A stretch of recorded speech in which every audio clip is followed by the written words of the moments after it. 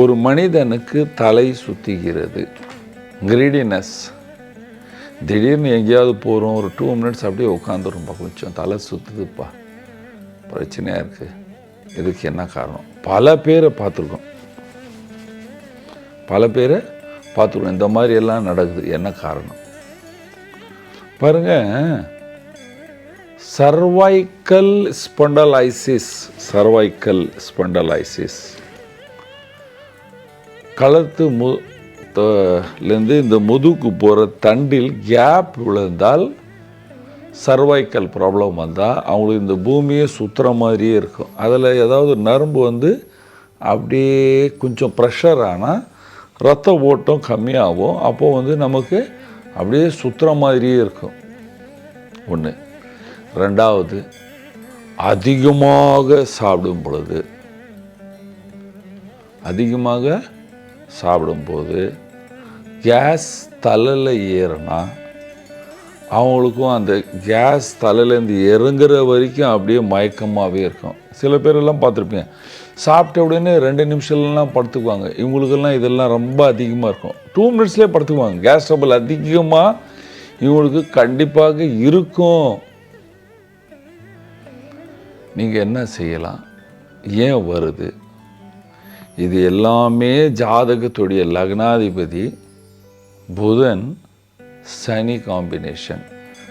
6ஆம் பாவத்தில் சனி, லக்னத்தில் சூரியன், 2ஆம் பாவத்தில் செவ்வாய், 6ஆம் பாவத்தில் சனி, 3ஆம் பாவத்தில் கேத்து, 6ஆம் பாவமும் 9வது பாவத்தில் சனி இருந்தால் இந்த வியாதி வரும். லக்னத்தில் சனி, 3வது பாவத்தில் செவ்வாய் அல்லது கேத்து இருந்தால் இந்த நோய் உருவாகும். வீட்டின் தென்மேற்கு திசையில் டாய்லெட் பாத்ரூம் இருந்தால் இந்த நோய் உருவாகும். வீட்டுக்கு தென்மேற்கில் கிரவுண்ட் ஃப்ளோரில் ஏதாவது நீங்கள் தண்ணி தொட்டி போட்டு வச்சுருந்தீங்கன்னா இந்த நோய் உருவாகிறதுக்கு வாய்ப்பு இருக்குது. வடமேற்கில் போய் படுத்து வடகிழக்கில் டாய்லெட் இருந்தால் இந்த நோய் உருவாகும். இதோடைய சேர்ந்த காம்பினேஷன் பிபியும் இருக்குது. சில பேருக்கு பிபினாலேயும் வரும். 6ஆம் பாவத்தில் செவ்வாய், 7ஆம் பாவத்தில் சனி, 4ஆம் பாவத்தில் சூரியன் இருந்தால் இவங்களுக்கெல்லாம் இந்த தலைவலி, பிபி ரெண்டும் சேர்ந்த தலைவலி, அப்படியே கிரிடினஸ் கொஞ்ச நேரம் இதெல்லாமே வரும். எப்படி சரி செய்கிறது பாருங்கள். ஃபஸ்ட்டு தண்ணீர் அதிகமாக குடிக்க வேண்டும். காலையில் ஏஞ்சிட்டு